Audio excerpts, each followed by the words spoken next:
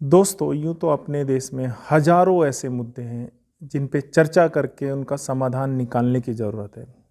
रोजगार, शिक्षा, कुपोषण और जाने कितने ऐसे मुद्दे हैं जिनका अभी भी निवारण करना ज़रूरी है।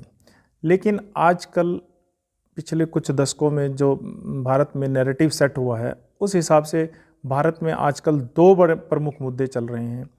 पहला द कश्मीर फाइल मूवी और दूसरा सबसे बड़ा मुद्दा है हिजाब। जी हाँ दोस्तों, हिजाब, चुनरी, दुपट्टा, नाम भले ही अलग अलग हो, कमोवेश मतलब सबका एक ही होता है। तो जिस तरह से ये मामला एक कॉलेज कंपाउंड से निकल के लोकल प्रशासन और राजनीतिक गलियारों से होता हुआ पहले हाई कोर्ट और फिर सुप्रीम कोर्ट पहुंचा है, उसे देख के लगता है कि ज़्यादातर लोगों ने इस मामले की गंभीरता को न समझते हुए इस मामले में राजनीतिक अवसर तलाशने की कोशिश की गई है। क्योंकि ये मामला एक खास समुदाय से संबंधित है तो बात और ज़्यादा गंभीर हो जाती है। या फिर यूँ भी कह सकते हैं कि ये मुद्दा बहुत सोच समझकर एक खास समुदाय को मुख्यधारा से अलग करने के लिए उठाया गया हो।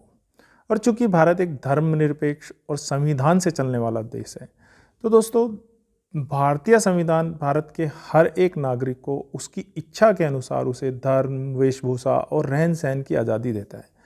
और जो कि ये मामला कर्नाटक विश्वविद्यालय का है, तो कर्नाटक शिक्षा अधिनियम में भी यूनिफॉर्म संबंधित कोई विशेष प्रावधान नहीं है।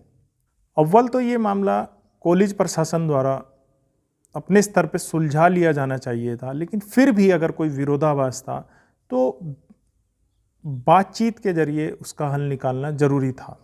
क्योंकि ये मुद्दा बहुत बड़ी आबादी की शिक्षा संबंधी समस्या से जुड़ा हुआ है, वो भी उस आबादी की जिसमें महिलाओं के उच्च शिक्षा का स्तर बहुत ही दयनीय है और लगभग 100 में से एक ही महिला उच्च शिक्षा के लिए जा पाती है। दोस्तों, भारत बहुत सारे धर्म और जातियों वाला देश है जिसमें बहुत सारे धर्म और जातियों के लोग एक साथ रहते हैं, जिनकी आर्थिक और सामाजिक पृष्ठभूमि भी अलग अलग है।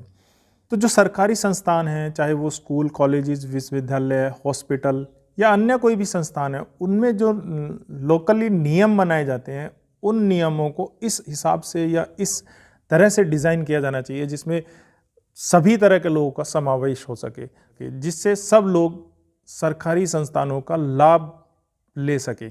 और खासकर दबे कुचले, पिछड़े और समाज में हाशिए पर खड़े हुए लोगों के लिए तो ये नियम बेहद आसान होने चाहिए, जिससे वो लोग मुख्यधारा से जुड़ के सरकारी संस्थानों का लाभ प्राप्त कर सकें।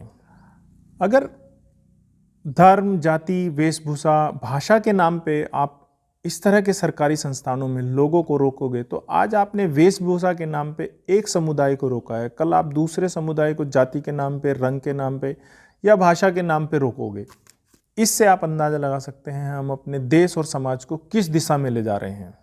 या फिर यूँ कहें कि हमारे समाज को नफ़रत में जीने की आदत हो गई है। गाहे बगाए हम हर चीज़ में नफ़रत को ढूंढ लेते हैं, चाहे वो हिजाब हो, नमाज हो, किसी की दाढ़ी रखना हो, किसी दलित का मूंछ रखना हो, या किसी दलित का शादी में डीजे या घुड़चढ़ी हो। इन सारी चीज़ों में हम नफ़रत तलाश लेते हैं। क्या हमारा समाज इतना विवश हो गया है कि उसे अपने आप अस्तित्व को बचाए रखने के लिए हर चीज़ में नफ़रत तलाशने की ज़रूरत है? ये बात सिर्फ हिजाब की नहीं है। अभी और भी कुछ घटनाएं सामने आई हैं जिनमें स्कूल में जाते हुए एक मुस्लिम युवक को, जिसने टोपी पहनी हुई थी, उसके साथ भी अभद्रता हुई है। तो क्या दोस्तों, इतनी नफ़रत हमारे समाज में, इतनी नफ़रत का होना बहुत ज़्यादा ज़रूरी है? इस समाज में एक खास समुदाय या सारे समुदाय को अपने अपने संस्कृति को बचाने के लिए इतनी अधिक नफ़रत का होना ज़रूरी है? और दोस्तों, मैं पूछना चाहूँगा धर्म के नाम पर मलाई खाने वाले धर्म के ठेकेदारों से और संस्कृति के नाम का चूरन चाटने वाले लोगों से, क्या चुनरी, दुपट्टा, स्कार्फ भारतीय संस्कृति नहीं है? और अगर है तो फिर हिजाब से इतनी परेशानी क्यों? बेटी पढ़ाओ, बेटी बचाओ के नाम पर छाती पीटने वालों को बताना चाहिए, क्या हिजाब पहनने वाली लड़कियां भारत की बेटी नहीं है? क्या उनको पढ़ाया नहीं जाना चाहिए? क्या उनको पढ़ने का हक नहीं है? कल तक 3 तलाक के नाम पे मुस्लिम महिलाओं को न्याय दिलाने वाले, उनके सशक्तिकरण की बात करने वाले आज हिजाब के नाम पे क्यों उनको शिक्षा के क्षेत्र में आगे बढ़ने से रोकना चाहते हैं। कुछ लिबरल लोग ये तर्क भी दे रहे हैं कि रूढ़िवादी परंपराओं को छोड़ के शिक्षा पे ध्यान देना चाहिए। बिल्कुल सही बात है, रूढ़िवादी परंपराओं को बिल्कुल छोड़ देना चाहिए, हर एक समाज को छोड़ देना चाहिए। लेकिन आधुनिकता के नाम पे किसी महिला के साथ दुर्व्यवहार या आधुनिकता के नाम पे किसी महिला का स्कार्फ, चुनरी, दुपट्टा या फिर हिजाब उतरवाना कहाँ तक जायज़ है। तो जहाँ तक हिजाब की बात है, ये कोई नारीवादी आंदोलन नहीं हो रहा था। अगर आप कर्नाटक की वीडियो देखो तो वो बिल्कुल कहीं से कहीं तक भी नारीवादी आंदोलन नहीं था। वो टोटली मुस्लिम सिंबल्स को अटैक करने की कोशिश की जा रही है, चाहे फिर वो खुले में नमाज पढ़ने की बात हो या फिर वो हिजाब की बात हो, दाढ़ी की बात हो, टोपी की बात हो। ये टोटल एक समाज के खिलाफ एक नैरेटिव खड़ा करने की कोशिश की जा रही है। कुछ लोग खड़े होते हैं और कहते हैं कि खुले में नमाज नहीं पढ़ी जानी चाहिए, वो लोग फिर कोर्ट जाते हैं, कोर्ट भी लगभग उन्हीं के अनुकूल फैसले देता है। उसके बाद वही लोग हिजाब के खिलाफ खड़े होते हैं, वो लोग कोर्ट में पहुंचते हैं, फैसला लगभग फिर सेम स्थिति में आता है। तो दोस्तों, ये कोई नारीवादी आंदोलन नहीं है, ये टोटली एक समाज को हाशिए पे ले जाने की सोची समझी रणनीति और साजिश। इस तरह के जजमेंट और इस तरह की ज़बरदस्ती से क्या इस बात का डर नहीं है कि मुस्लिम महिलाएं जो बहुत कम हायर एजुकेशन के लिए जा पाती हैं, बहुत कम स्कूलों में पहुंच पाती हैं, जिनकी आर्थिक स्थिति या सामाजिक स्थिति इस तरह की है कि वो स्कूल और कॉलेजेस में नहीं पहुंच पाते, तो क्या इस तरह की चीज़ों से ये डर नहीं है कि उनकी शिक्षा बाधित होगी या वो स्कूल या कॉलेज नहीं पहुंच पाएंगे? जबकि मुस्लिम लड़कियों की उच्च शिक्षा में भागीदारी पहले से ही बहुत कम है।